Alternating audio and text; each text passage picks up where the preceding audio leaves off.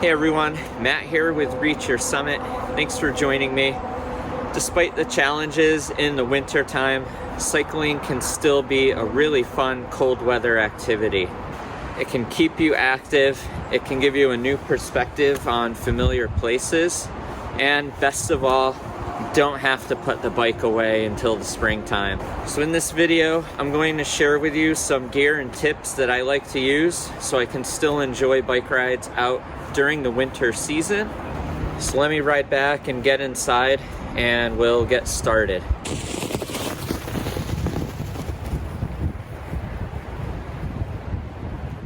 So before I get started, this is all gear and these are tips that have worked for me personally with riding in cold weather. I generally run very warm throughout the year, so some of the items and tips that I go over might be a little different for you based on your own comfort levels. Other factors will be the location and the conditions and time of year that you're riding in. For me, I'm riding mostly in New England, so everything that I go over is going to be focused on that region. So let's start with the machine itself.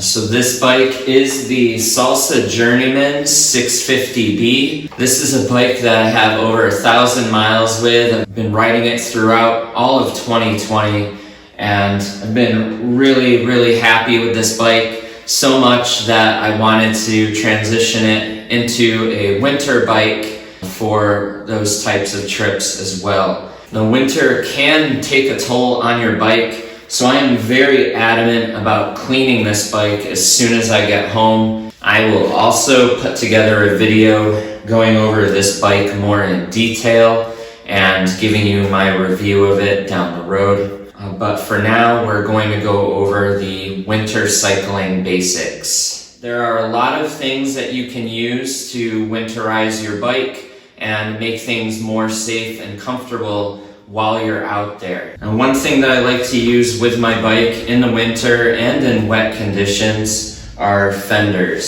So this is just a simple one and done fender.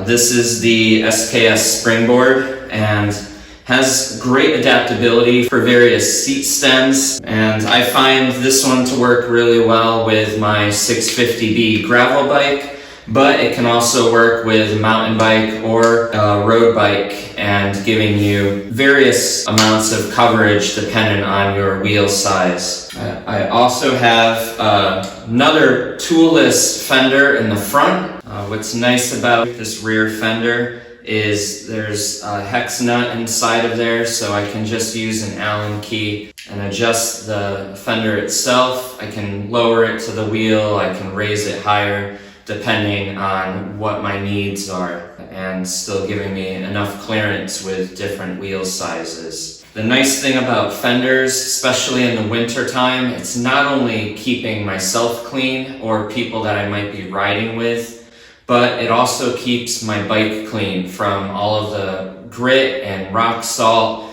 and sand and all of the mess that you get with winter riding and winter commuting.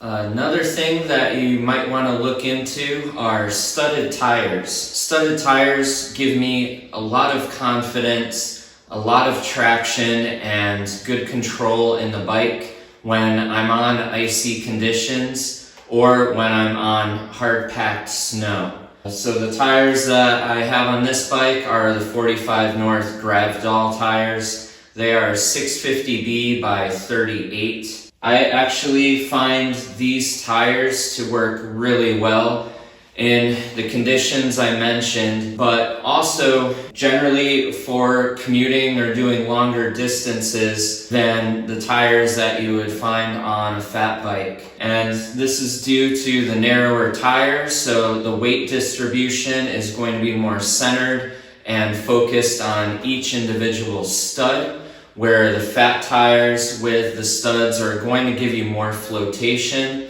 for that fresh snow or groomed trails. With that wider tire and the extra flotation, I find the weight isn't necessarily centered on each stud. You kind of lose a little bit of that traction So I find that these tires work really well and this bike handles really well as long as it's not above 6 inches of snow. So I believe this tire have 252 of these carbide studs in them, and along with those tips, the tread is really deep, so it's going to allow the snow to shed easily and not have it be retained on the wheel. These tires are tubeless compatible, so you do have that option of converting the bike to tubeless with studded tires if that is your preference. And the nice thing is there are a lot of studded tire options out there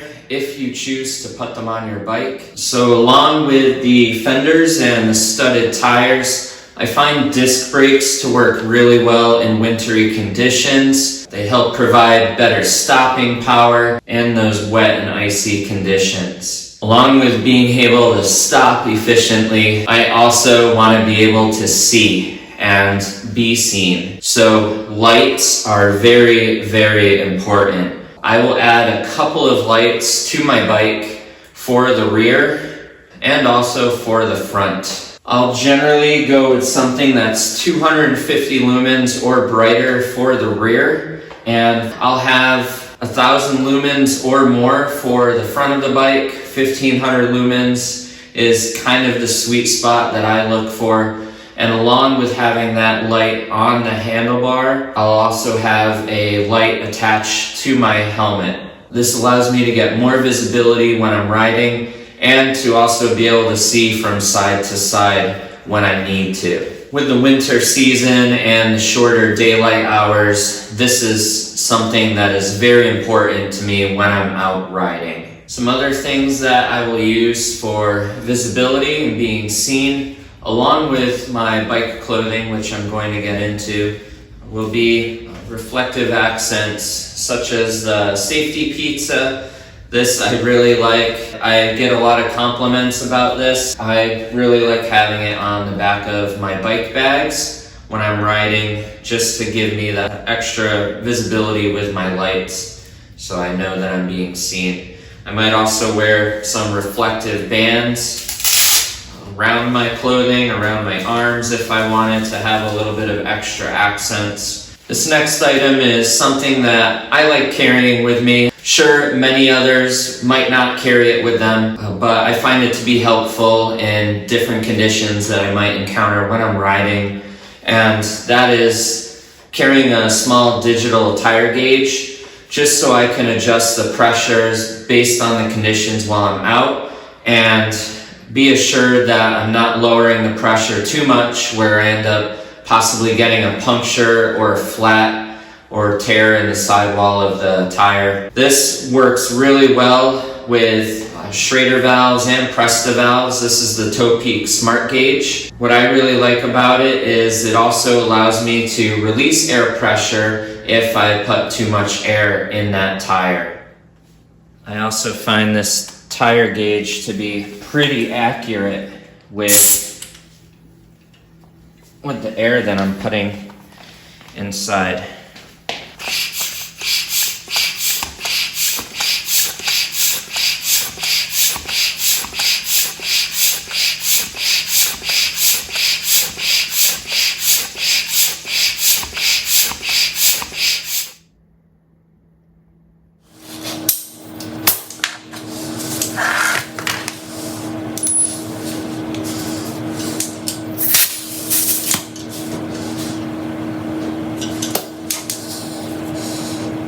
And a couple of other things that I like to carry with me while I'm out riding in the winter time are a pair of pliers. These are the wolf tooth pliers with chain links inside.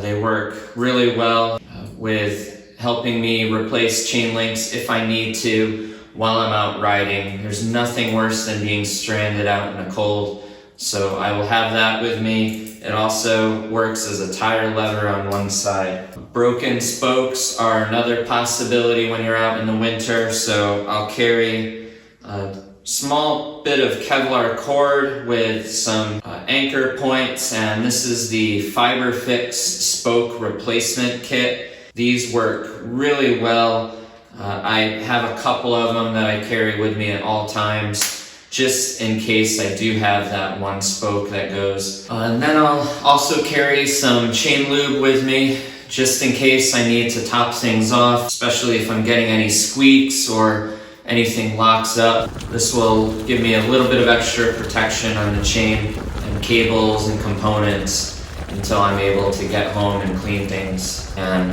take care of them with maintenance. Now let's get into layering. Layering is going to be one of the most important things that you can focus on with your cold weather winter riding. I like to pack extra layers with me when I'm out riding. An additional base layer or an additional fleece or jacket, gloves, balaclavas, buffs, hats, puffy jackets, synthetic jackets, down jackets, whatever you find to work best for you. You want to have those with you to adapt to the varying conditions that you can expect while you're out riding. Now, this is something that, like everything else in the video, we can spend all day talking about. I can put a whole entire video together in detail on layering. For the sake of the basics of this video, I'm going to just go over things briefly. If you have any questions on any of this stuff, you can ask in a comment below or always get in touch with me at reachyoursummit.net. Now, one of the things that I really like to use on my bike in cold weather are pogies. They do look a little crazy on the bike when you're out riding, but they work really well at giving you a good windbreak. They also add a little bit of warmth because they're trapping your hand's heat inside of them while you're riding. Along with that, they can also protect your components on the handlebars, such as your shifters and your brake levers. So these are Barmit's Extreme Drop Bar Pogies. Barmit's has pogies for everything.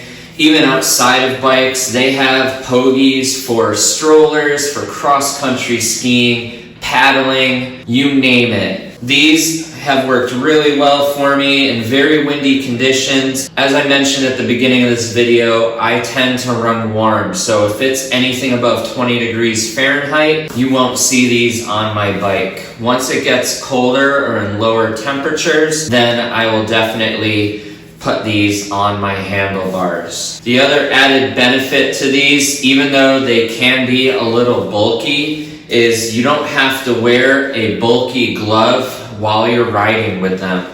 You can wear just a simple, thin, full finger glove. I've even worn summer gloves, and they've worked really well with having a little tiny microclimate inside of these while I'm riding.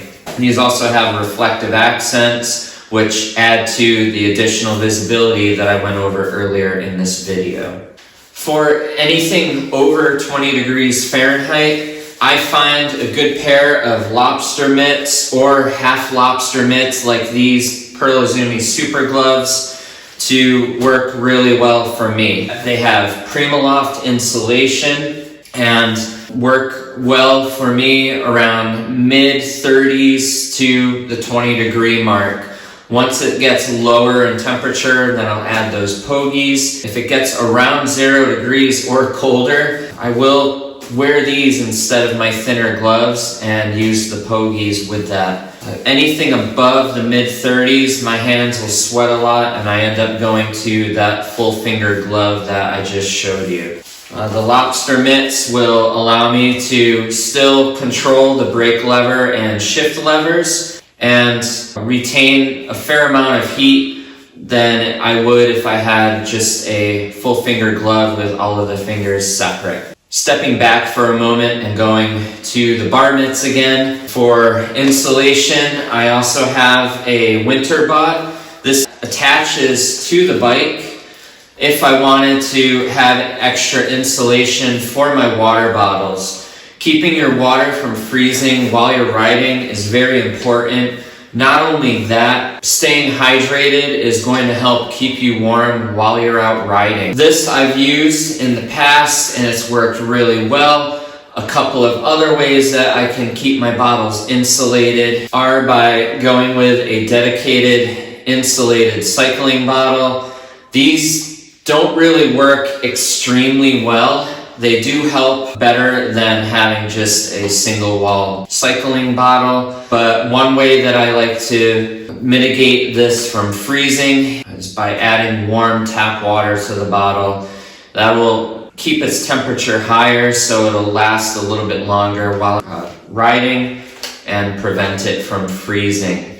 Another thing that you have to bear in mind are the sport caps at the top. If this freezes, it's going to be very difficult to get your water out. So I'll store my bottle upside down like this in the bottle cage just to keep all of the liquid around the cap and leave the air up at the bottom of the bottle. Another method that I like to use while I'm out riding is I can also take a merino wool sock and use that as an extra insulation koozie. I've done this on multiple backpacking trips in freezing conditions, and I find it to work really well when I'm out cycling also. And lastly, I can store my bottle inside of a bike bag with that sock around it if I wanted to, or just in general, and pack other items around it to keep it insulated a little better than if it were exposed out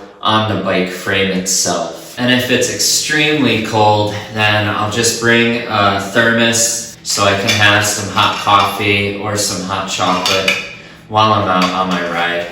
In the deep cold, for additional protective gear, I like to wear a ski helmet. This is the Smith Mission. It has vents, so if my head gets too warm, I can open them up.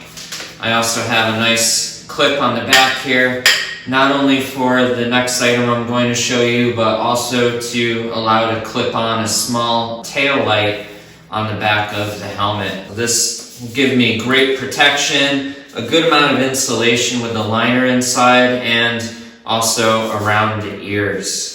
In conjunction with the helmet, I will also wear a pair of ski goggles. These are actually mountain bike specific from Smith as well. This is the Smith Squad. And ski goggles are going to give me good wind protection. I'll also get a good amount of clarity, a little extra warmth, and they pair well with the helmet that I would be wearing. In the mild cold, I'll still wear my regular helmet that I wear for 3-season trips. I might also wear a windproof balaclava with a hinge to it, so that way I can pull it down over my face when I want to take a drink of water or when I want to have a snack. And this will work really well with my bike helmet.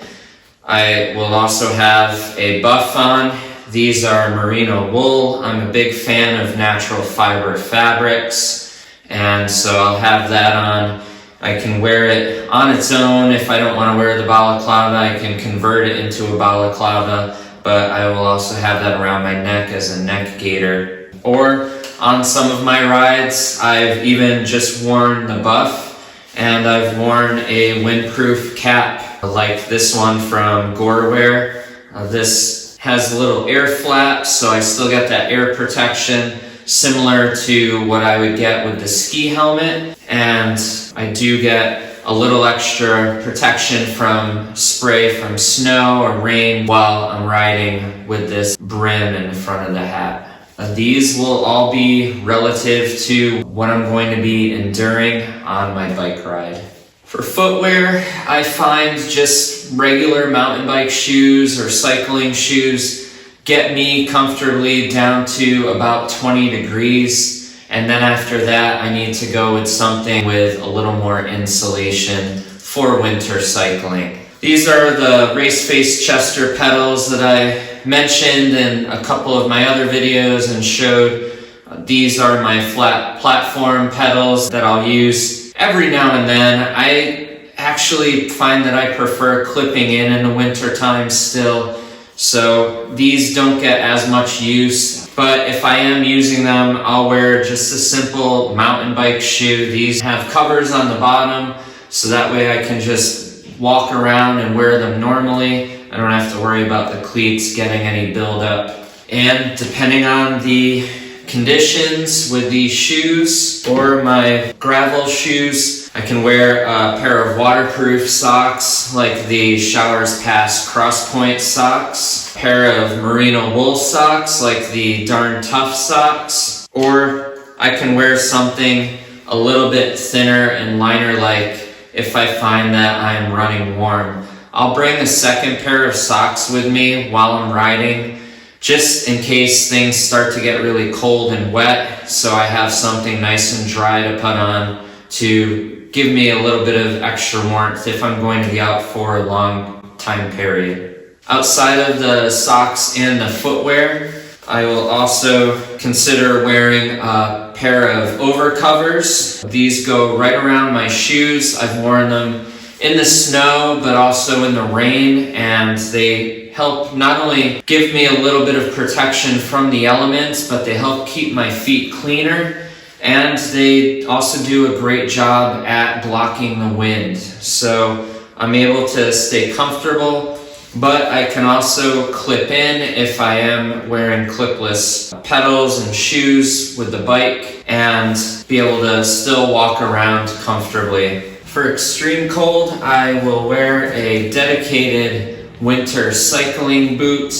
These are the 45 North Wolfgar boots, and they do allow for cleats. They have a liner inside to give me extra insulation. These I will wear when it's below 20 degrees Fahrenheit. I find them to give me a good amount of movement, stiffness, and support, but also a fair amount of warmth. I've been very comfortable in single digits and low temperatures with this boot.